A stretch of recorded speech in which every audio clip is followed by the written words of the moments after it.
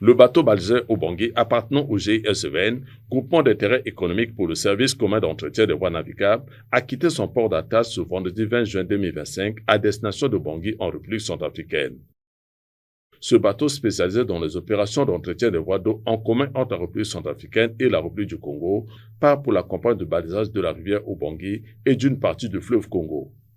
Une opération cruciale pour la sécurité et la navigation en saison de moyennes et hautes eaux. Le balisage est très important dans la navigation du fait que un cours d'eau est toujours constitué des obstacles qui pouvaient entraver la navigation. Le balisage est une opération qui permet de placer des signaux nautiques afin d'orienter les usagers et de garantir et sécuriser la navigation fluviale. Or, il se trouve que cette année, la campagne de balisage a connu non seulement de perturbations, mais aussi de retard à cause de déguerpissement et de la démolition du bâtiment abritant le siège de la coordination à Brazzaville par le nouvel acquéreur de cette partie du domaine portuaire.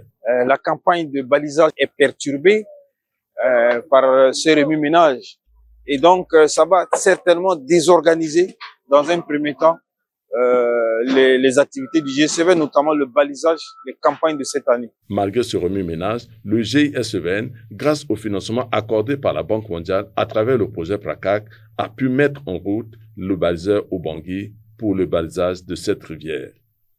Le top de départ a été donné par le directeur de cabinet du ministre de l'économie fluviale et des voies navigables, qui a exprimé également sa reconnaissance envers les partenaires techniques et financiers. Nous venons représenter M. le ministre empêché pour assister au lancement de l'opération balisage du fleuve Obangui. Ceci s'inscrit dans le cadre du projet PRACAC que le Congo a en partenariat avec la Banque mondiale. Je veux dire que c'est ce financement de la Banque mondiale que cette opération va se dérouler. Et la première d'ailleurs, parce qu'il y en aura une autre. Bien que la navigation a déjà repris sur cette rivière avant la campagne de balisage, cela ne garantit pas pour autant une navigation sûre, car à chaque saison de l'année, le GISEVN est contraint de relancer le processus de balisage pour adapter les itinéraires fluviaux aux nouvelles évolutions du fleuve. Nous avons cette obligation de repartir pour mettre les signaux de nouveau en place, car souvent, en dehors de phénomènes naturels où les sables se déplacent, nous avons aussi des pertes parce qu'il y a souvent du vandalisme qui se produit, c'est-à-dire le vol des signaux flottants ou les signaux de rive. C'est ainsi que pendant 2 mois, le baliseur Obangui va sillonner une partie du fleuve Congo, toute la rivière Obangui, sonder leur fond, repérer les obstacles naturels et déterminer les nouvelles passes de navigation. Donc le baliseur Obangui va commencer le balisage au kilomètre 585 du tronçon du fleuve Congo jusqu'au confluent PK0 de la rivière Obangui. Et nous allons remonter les 600 km pour arriver à Bangui et en exerçant nos travaux dans des travaux techniques, recherche des passes, replacement des signaux nautiques.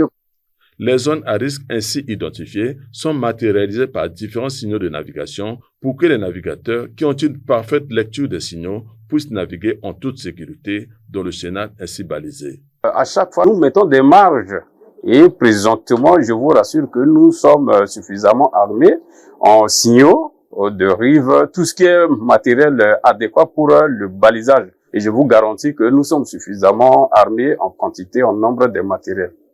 Cette opération est indispensable dans un contexte où la configuration du fleuve change au rythme des saisons, rendant certains passages impraticables ou dangereux. Nous avons les signaux de rive qui sont constitués des planches. Et quand on parle de rive, c'est-à-dire nous sommes en contact avec la berge, raison pour laquelle on les appelle les signaux de rive. Nous allons placer ces signaux-là dans les branches des arbres le long de la berge. Et nous avons les signaux flottants qui sont des bouées fabriqués à la base par les soudeurs qui sont des corps cylindriques. Et nous avons aussi les balises qui sont des signaux fixes. Grâce donc à l'appui de la Banque mondiale que le GISEVN renoue cette année avec la politique de déploiement de 2 baliseurs simultanés, l'un sur le Bangui et l'autre sur la Songa.